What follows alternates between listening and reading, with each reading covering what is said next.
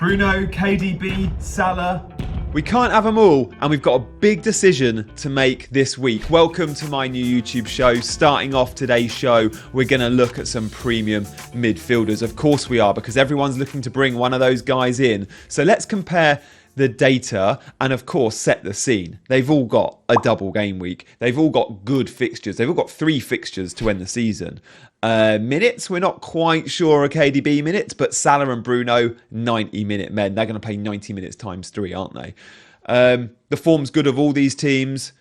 There's big points up for grabs, and what direction we go in could really define the end of your season. You're running, it could define your mini-league rank. So we're going to compare the 3 midfielders off looking at non-penalty expected goal involvement. So expected goal involvement, it's expected goals and assists combined. The reason we're doing non-penalty is in the last 6 game weeks, Salah's had 2 penalties. The other 2 haven't had a penalty. So let's just take penalties out the equation. We're also not going to go off last 6 game weeks. We're going to go off last 6 Premier League starts, because some of these guys have a double game weeks. Some of them haven't played, haven't started games. KDB's missed games. So the last 6 times they've all played, starting with Bruno, the theme here is consistency. He's dropped as low as a 0.49 expected goal involvement, but he goes up to a 1.21. He averages 0.74. What we get from Bruno is consistency. And we take that last game, the 1.03. He could have had a hat-trick assists for Anthony alone. If Anthony could hit a barn door, he is flying at the moment. Bruno is the guy I am most scared about not owning this week. And this is why. These numbers are really impressive. Bournemouth away is a tricky fixture because of United's away form. It's been so bad. Chelsea at home looks like a good fixture. So you got to think we're going to see some goals here. Possibly clean sheets, though. And then there's the question, should you be investing more in the United defence? Don't know. More of that later when we see my team. Let's go next to Kevin. Right, Bruno had 3 returns in that period, so massively underachieved and probably pretty unlucky. KDB has had 8 returns in his last 6 Premier League starts. He averages 0.67, slightly lower than Bruno, but he's way more erratic. So he'll drop as low as a 0.08, but then he'll fly high at a 1.47. So he's up and down. He's also potentially a risk over starting both games in the double game week. But a 0.67 average, still really impressive. And then Mo Salah is a bit of a combination of the two. He's not as erratic as KDB. He's not as consistent as Bruno. When we take his 2 penalties out the mix, he's will drop as low as a 0.23 in his last 6 starts. But then, 1.36 versus Leicester. I was at the game and, hat-trick of assists, but he could have had a goal or 2 himself Again, I think Hakpo missed a big chance Salah put on a plate for him. So 0.67, exactly the same average as Kevin De Bruyne. Salah in that time, by the way, has had 5 returns, plus his 2 penalties. You could say 7. KDB 8 returns, Bruno 3. But it's Bruno's underlying numbers that, for me, are the standout. Not just because it's the highest average, but with Bruno, you get that level of consistency, which is absolutely what we want when we're getting 2 games out of these players. Because there's a fear you get a double game week and you could have a high and a low one, but you could have 2 low ones. With Bruno, you're getting a minimum of a 0.49, feels like that, expected goal involvement in each game, right? So he's going to total at 1 as a worst case scenario. Also, Bruno is on penalties. He just hasn't had one for a while. Guys, thank you for all the support on the channel. Your likes and comments and subscribes have been amazing. But I just want to give a shout out now to the sponsor of today's show, which is OneFootball. You'll all know OneFootball. Many of you will have the app. If you don't, check it out. I use it for stuff like, obviously, things like tables, but the difference between home and away tables. So we can see, when you select the home Premier League table, I look at this and look at teams like Man City and go, how could I possibly sell Jack Grealish this week? Look at their home form,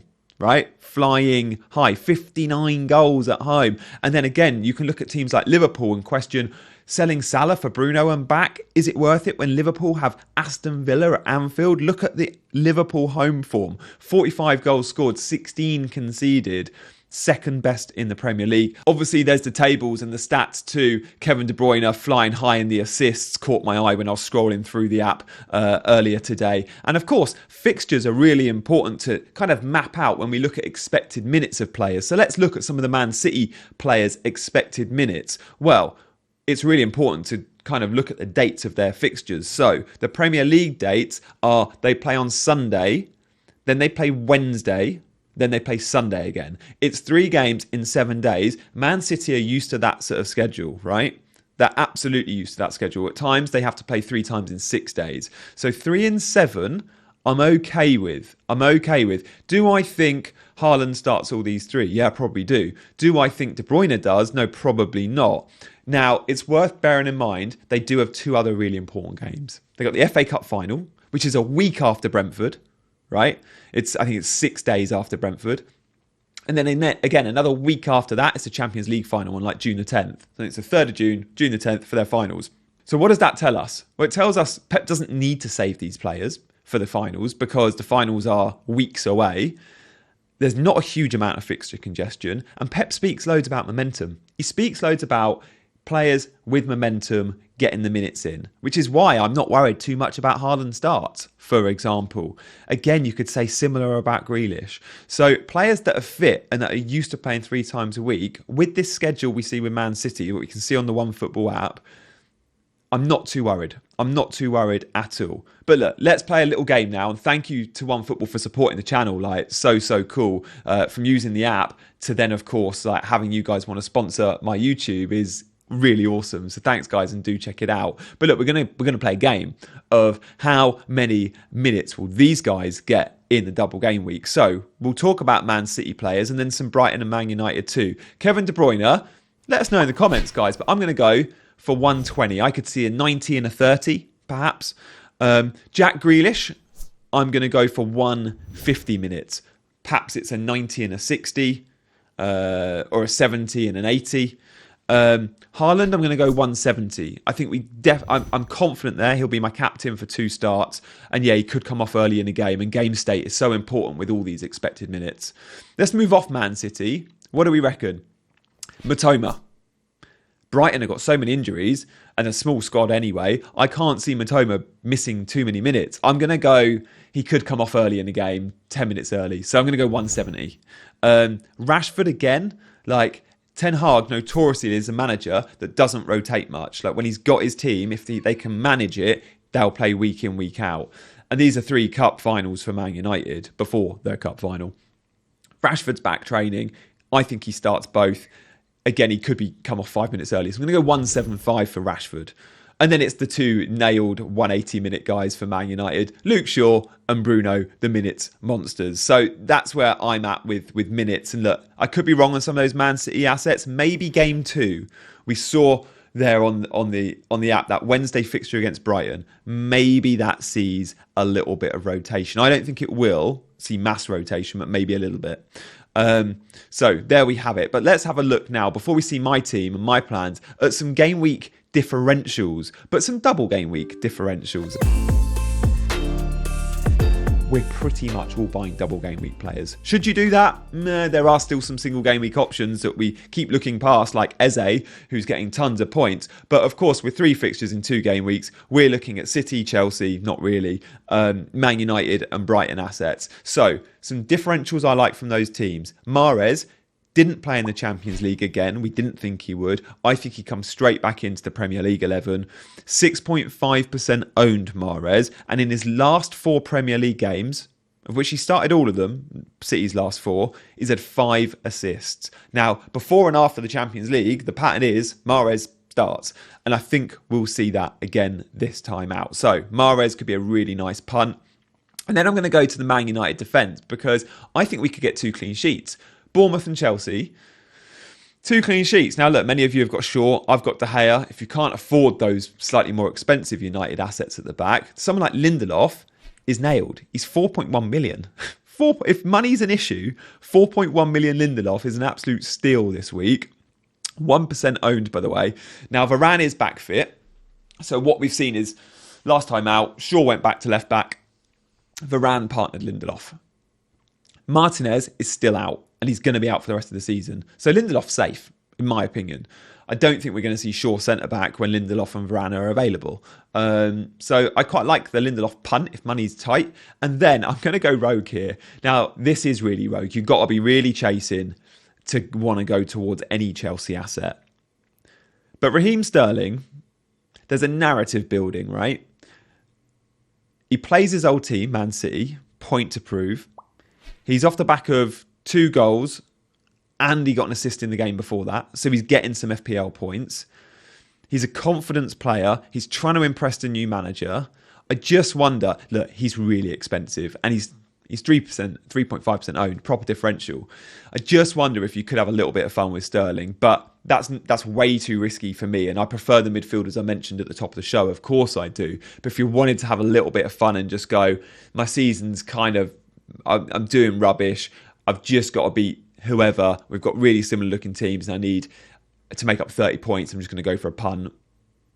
Sterling could be a man. He could be a man. So, Mahrez, Lindelof, Sterling. I like Brighton assets. We've all pretty much got, haven't we? Triple Brighton. If you don't, then still look at Brighton. Like Evan Ferguson and Ciso, still really good options as long as they're fit. Wait for De Zerbi press conference on that one. Let's have a look at my team, see how I got on in game week 36. Here we go. Guys, it was good news.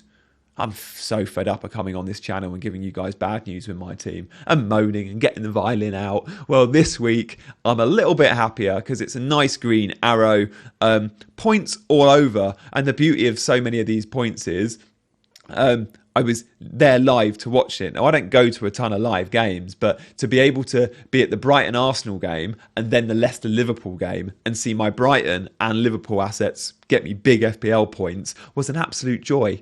An absolute joy being in the stadium to witness that. Estupinan, you'll forever be an FPL legend with your 17 points against Arsenal.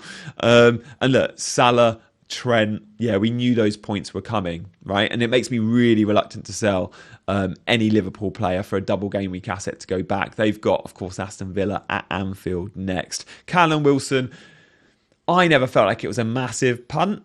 But yeah, rewarded me as well with points. Let's move on to how I'm set up for game week 37. As I mentioned, big swings this game week. We could see some. We really could. As it stands, I've got De Gea in goal on a double, Estupinan on a double we like, Trips and Trent on singles, and then the midfield's got 4 doublers. McAllister, Rashford, Matoma and Grealish. And of course, Salah is there. Haaland captain and Wilson in my 11. I've got 4 or 5 options. And let me run through what I'm thinking. I could roll my transfer because I am well set. I don't think I'll do that. That's option 1. Option 2, I could bring in Luke Shaw. I want to... Look, my transfer this week, guys, is going to be a United or a City player. So, if it's Luke Shaw, Chilwell comes out. But if I bring in Luke Shaw, I have to bench Trippier. I don't want to do that. Not really. Like, Trippier against Leicester is a really nice fixture, isn't it? So I'm reluctant to make that move. Option 3 and option 4 is all about the man we spoke about at the top of the show. It's all about Bruno. How can I accommodate Bruno in my team? Well, option 3 is simple. Salah comes out for Bruno. And I've got 1.9 million in the bank. Salah comes out for Bruno. But then next week... I know game week 38, I want Bruno at home to Fulham, but I also really want Southampton away. Salah has Southampton away. I want Salah in my team too. So I don't want to really reverse that move next week. So again, I could have to take a 4-point hit next week to go to try and convert Grealish into Salah and move money elsewhere. Or I say convert Grealish in game week 38 to, instead of Salah against Southampton, I go for a Hackpo, for example. So option 3 is a route, selling Salah this week with a very heavy heart. I don't know if I can do that. Or option 4 is selling Jack Grealish this week to accommodate Bruno. I can't do that in a straight swap though. I'm about 0.5 short.